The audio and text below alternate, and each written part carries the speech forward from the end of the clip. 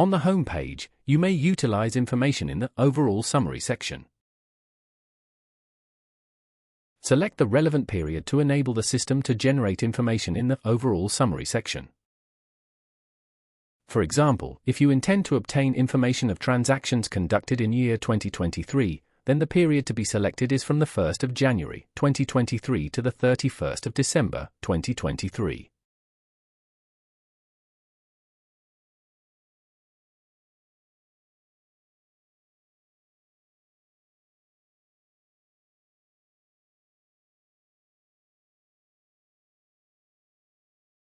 Turn off the relevant options if you want the system to generate certain information only.